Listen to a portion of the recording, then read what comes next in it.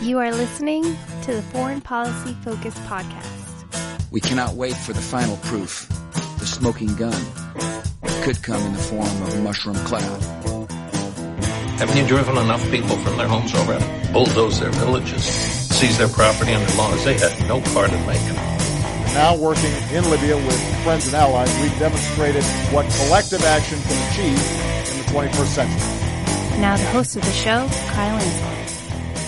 This is episode 264 of the Foreign Policy Focus podcast. On today's show, I want to discuss some of the numbers coming out of the war in Yemen. One of the worst parts of the American media, and I guess this is probably Western media in general, because I see it a lot out of the BBC and Guardian as well, is they cite this 10,000 figure number for the number of casualties and have since about the end of 2016. They continue to use this number, this 10,000 people dead. Never updating or qualifying this, that, the stat really hasn't changed since the end of 2016. And so I think that is really downplayed in people's minds. You're like, 10,000 people have died in a 3.5 year long civil war. That doesn't seem all that bloody or bad. When in reality, we all know that number is much, much higher, with all the humanitarian catastrophe and stuff going on there. So I'm going to talk about that and a bunch of other news stories. foreignpolicyfocus.libsyn.com and the libertarianinstitute.org. All right. First, I'll update this ongoing story with the INF Treaty, of course. Last week, John Bolton pushed for, and this may be about a 2-week-old story now, and then President Donald Trump echoed this, saying that the United States would be withdrawing from this agreement. Now, there are some constitutional issues here, and hopefully that at least really slows up the United States withdrawing from this agreement. There will be talks between President Trump and Russian President Putin, I believe next month in Paris. So I don't want to say that this withdrawal is going to happen immediately and next Tuesday the United States is going to be out of this treaty, but it is worrisome that the Trump administration is even making this threat. This treaty is pretty important to de-escalating the nuclear armed conflict between the United States and Russia, and I think helping to ease the alert that both countries are on. When it comes to having to have their finger on the button in case one country tries to take out another country first. The INF Treaty is the intermediate range missile treaty that prevents either country from making nuclear armed intermediate range or shorter missiles. I believe this is 55,000 kilometers. So it takes a whole class or more away of nuclear missiles.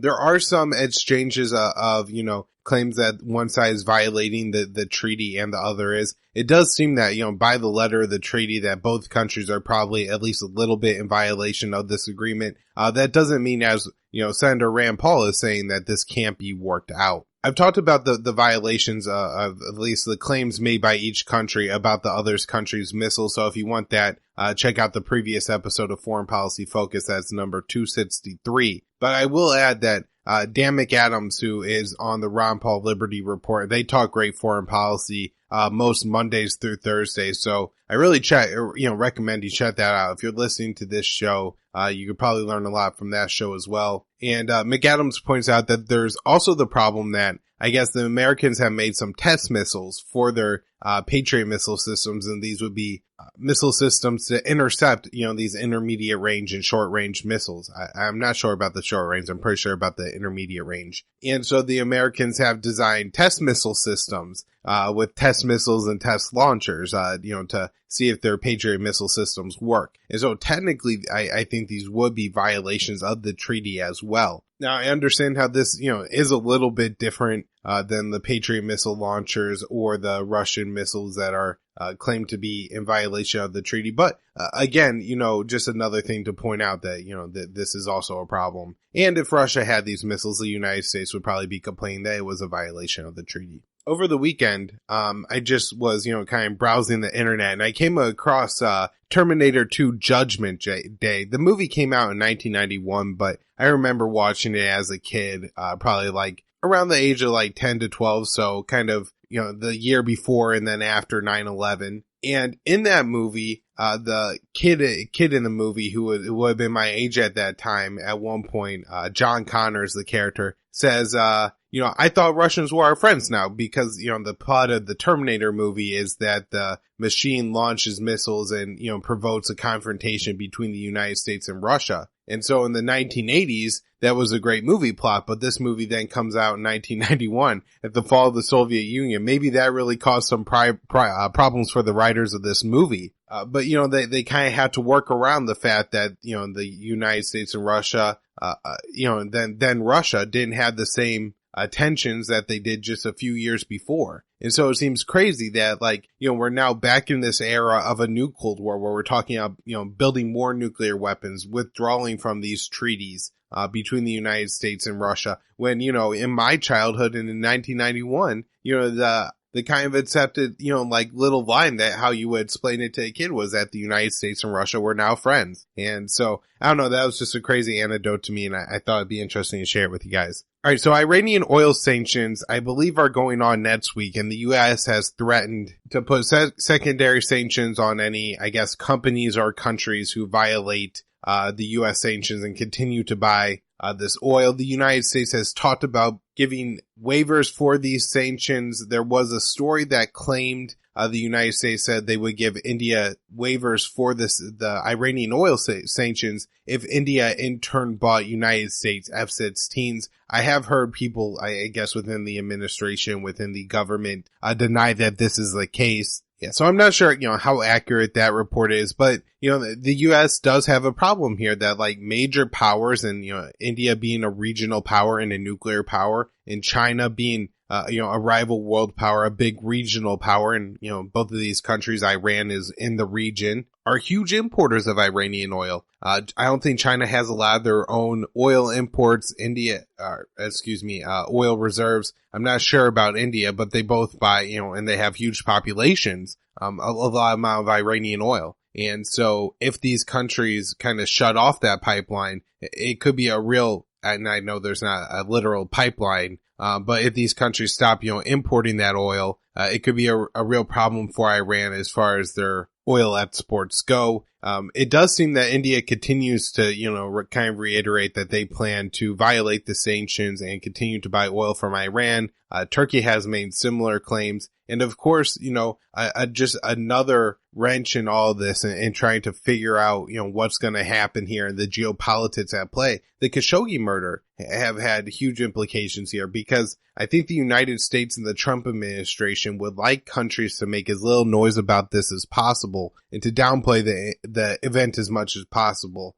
In the United States, there's a huge interest to continue a strong relationship with Saudi Arabia, not just because of their new implicit relationship with Israel and because they are very effective in helping to create a boogeyman out of Iran, but also because they buy a lot of American weapons and they sell a lot of oil. And so there's all kinds of reasons that the United States wants to stay tied to Saudi Arabia, including Saudi Arabia hires a lot of American lobbyists and pays a lot of money to American think tanks. And so there's just all these financial incentives and philosophical incentives for the United States to maintain this relationship with Saudi Arabia. And so now that you have this Khashoggi murder and, and it's in Turkey, and so the United States wants Erdogan to maybe downplay all the evidence that is leaking out, they could have to make concessions around, giving Turkey a waiver for these oil sanctions, or there's just other general problems going on in the world. And, Turkey does play a pretty interesting role, that, now bought the S-400 missile system from Russia. The United States, I think, is still looking to prevent the deployment of that. And then, of course, the Kurds in Syria is another ongoing issue here. So there's a lot at play here, and, the Iranian oil sanctions are just one piece of it. Looking and focusing on China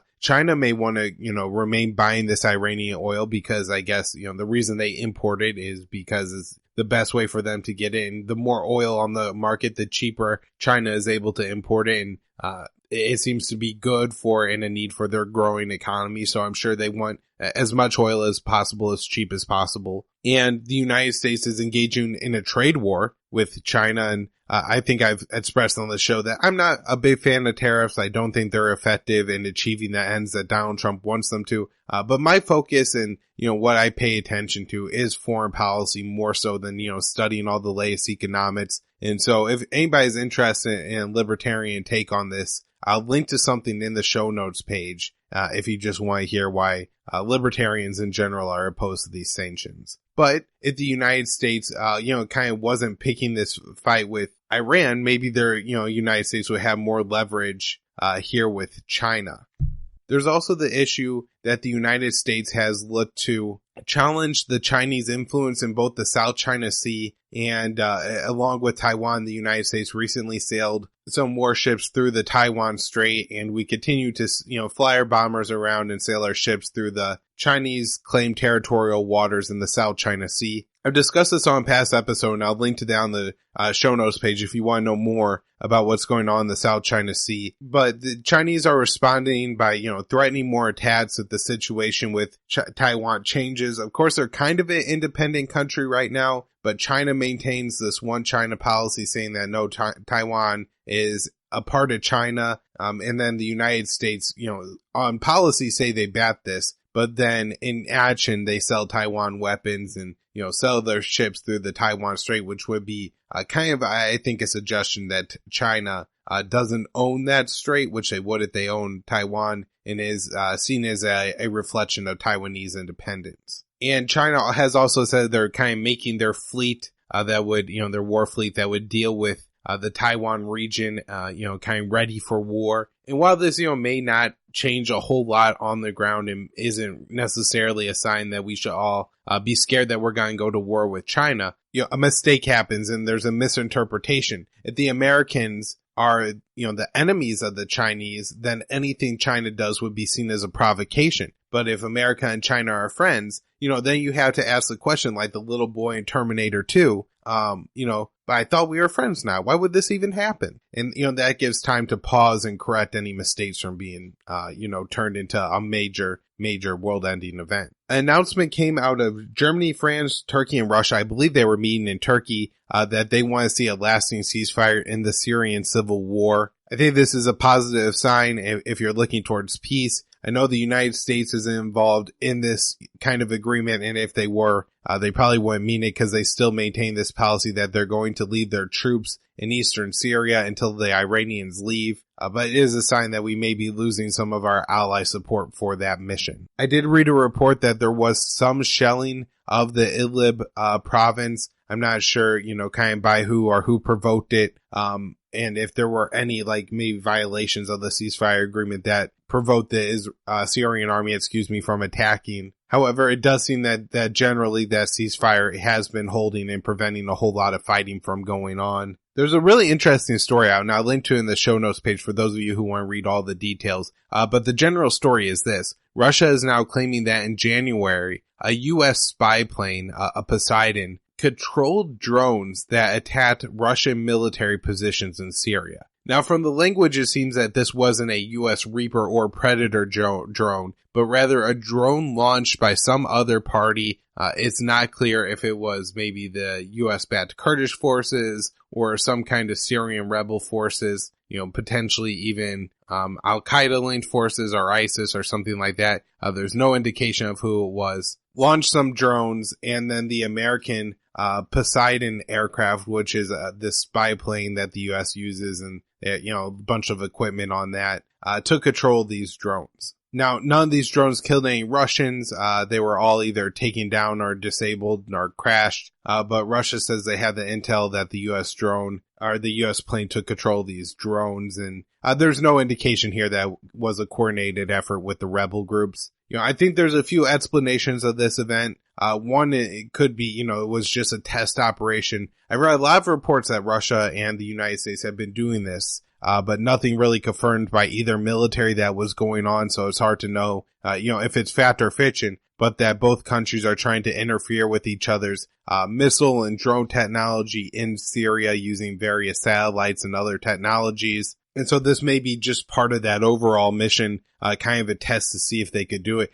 I guess it could have been a coordinated attack between the United States and some kind of Syrian rebel group, jihadist or not. I haven't seen a U.S. response, and I'm guessing that we're not going to get one. And unless Russian military releases more information here, I think it's going to be impossible to conclude that the United States was actually behind this attack. In Iraq, the prime minister is moving his government out of the green zone. The green zone of Baghdad was created after the U.S. invasion there. I guess it was, to kind of give a secure area for the high-ranking U.S. officials and military officers to hang out and enjoy their stay in Iraq, and to give protection to the U.S.-backed government that, we put in control of Iraq. Of course, if the prime ministers were dying all the time, it might create some legitimacy problems for the United States. So I'm sure this green zone was very important. I'm sure for the common Iraqi, this has some feelings of being like kind of a separation barrier, like these are the rich elite of our country that are protected by the Americans while the rest of us suffer. And so the current prime minister is going to move those offices. I'm not sure, I don't know Baghdad well enough to know if he's moving to an area that would actually put him at risk, or if this is another very secure area. It just doesn't have, I guess, the stink of the American created green zone on it. But it does seem to be kind of a step by this government to say that, hey, we care more about the common people and less about appeasing our American hosts. Although I'm not sure how the American mission feels about this yet, and it'll be interesting to see what those statements are. So the Khashoggi story continues to develop. We have General Mattis, the Secretary of Defense, saying that this event was a destabilizing event for the Middle East. It's certainly an event that's going to shift the power a little bit in the Middle East, as this has really stained the Saudi identity. This people look at Saudi Arabia differently because of this event. Now, really, all the focus should be on not what Saudi Arabia is doing in, Turkey by killing a single journalist, but by the absolute slaughter and genocide of the Yemeni people that they're waging, against their neighbors on their southern border, along with the United States, the UAE, the UK, and the US. I've talked a lot about this war on the show, so I'm not, I'm not going to rehash the whole thing. But as I alluded to in the intro, the really important part here that we have new news on is that there's some death counts coming out that aren't this ridiculous 10,000 kill number. This new number is at least 56,000, but when the study's completed, they're expecting it to be closer to 70 to 80,000. These numbers only go back to early 2016, so that's a year into this war. Who knows how many people died in that first year. This number does include militants along with civilians, so that, just keep that in mind. But what a contrast to the number that the mainstream media uses. This number is from the Armed Conflict Location and Event Data Project. They're working on compiling all the information still. But the important thing here, right, is that all along the media has been reporting, all the horrific events going in Yemen, and then they say 10,000 people died in the conflict. And so I think it really downplayed what was going on there. Now, it was always deceptive because they never came right out and said that, hey, this number is from, I think, late 2016 with that 10,000 number, and that we really don't know how many people have died in the last year and a half. And that could, shed some light and make people think, But honestly, I think that it was probably starting to get irresponsible to, report that 10,000 number. Just because, if you went on Nasser Arabi's Twitter feed or even my Twitter feed, you could have, counted and seen the evidence of thousands and thousands of other people dying. All these stories that Western media reports, that Nasser Arabi and other Yemeni journalists take pictures of and show, 10, 15, 20 people, maybe 50 children on a bus, 150 people in a funeral home, all dying at a time. And, the numbers build up. And so you didn't have to be a UN international group to kind of take a second and say, we're reporting this 10,000 number, but I could just scroll through this one Twitter feed and find thousands of other dead bodies that we probably shouldn't be reporting this number anymore. So I think this number makes the war seem a little bit more serious. And so hopefully as this is reported, people will pay more attention. I have noticed many more stories in the mainstream media, including one from NBC News that reported actually that Save the Children and the UN are putting out a number that 130 children under the age of 5 are dying every day in Yemen from starvation and disease. I mean, that's horrific. If you're thinking, I think quick math, that's like 4,000 or so children a month just dropping dead in Yemen. What this war must be doing to an entire generation of Yemeni children is absolutely unbelievable. I think I read there's been over 18,000 airstrikes in Yemen by that Saudi coalition over the past 3.5 years, which translates to around 14 a day. And I guess, there's Yemen's a large country, so they're not constantly, bombing your neighborhood. 14 bombs aren't being dropped in your neighborhood every day. But to grow up in a situation where, there's airstrikes in your country that frequently, even if it's only once a week, has to be absolutely terrifying, especially as Martha Mundy, who did a great interview on the Scott Horton show that I'm going to link to in the show notes page, explains that, these targets are often civilian targets and intentionally so. They'll bomb the same civilian target multiple times, which is a real indication that they don't care that they're hitting a civilian target. She,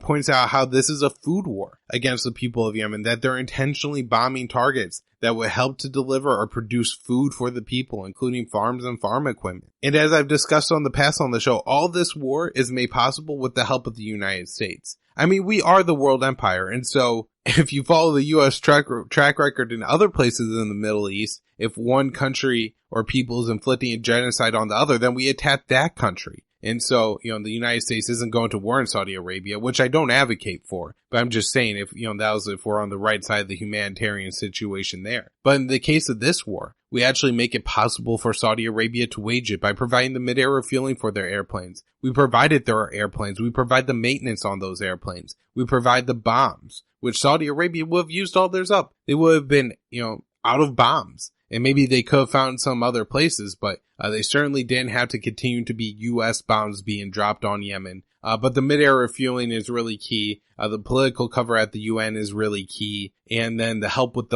enforcing the blockade of Yemen, which prevents food from entering the country. You read these horrific stories of these aid ships hoping to come into Yemen, but instead are forced to go through several rounds of inspections and then not be able to bring their, cargo into Yemen until it's weeks past, when it should have gotten there. In that time, how many children, of Yemen starved to death, maybe some of those who could have gotten, that very aid. And this is, the war that the United States is helping to inflict on the Yemeni people. It seems to be getting particularly bad now.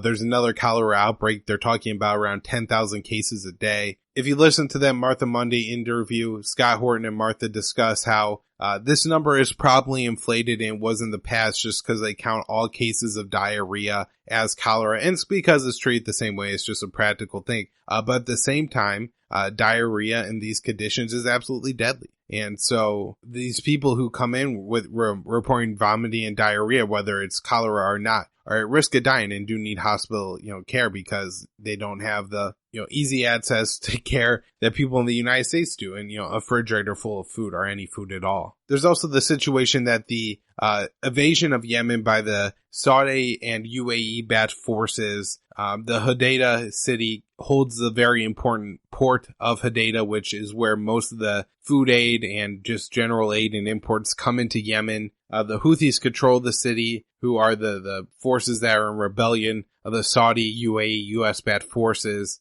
So far, the siege seems to be going very poorly for the Saudi-backed side. They continue to kill civilians in Hodeidah. I think I just saw 21 killed last week at a food market there. But at the same time, they don't seem to be making actual progress against the Houthis. And I actually saw on Live View Maps, which is a great site for following these conflicts, that the Houthis have actually retaken the highway that connects the city of Hodeidah with the capital city of Sana'a. That fighting has displaced about 570,000 people, and some of these people have actually gone to camps and were either bombed on their way there in a bus or at the camps by the Saudi side. So absolutely horrific what's going on there. Luckily, we're finally getting some good numbers. These ACLED numbers are very important. I'm going to link to the Patrick Cockburn piece in the show notes page that talks about some of these things going on in Yemen, the horrors there. I hope you all could, take the time to talk to people about Yemen, because as I explained, I was on the Peace and Liberty podcast with Stephen Clyde not that long ago, that I do think with this Khashoggi murder, the political situation and against Saudi Arabia is so popular right now that people care a little bit about Yemen. And I think even right now, if Rand Paul were to, get the ability to bring a Saudi arms sale to a vote on the Senate floor, I don't know if it would pass. And so this could be a real benefit to ending this war in Yemen, and talking about now, I think is a good time. So if you do that, if you share the show, I really appreciate it. foreignpolicyfocus.libsyn, libertarianinstitute.org. Right there on the Libertarian Institute, you can find my podcast and my daily news roundup on the homepage. You can also check out Emergent News, which is my news website. Patreon.com/foreignpolicyfocus if you want to donate to the show. And actually, right after I hang up here, I'm going to go talk to Patrick McFarland and Keith Knight of the Liberty Weekly podcast to do some bonus content for those of you who subscribe to the show. So I appreciate it for those of you who donate, and I hope I produce some good content. Thanks, everyone.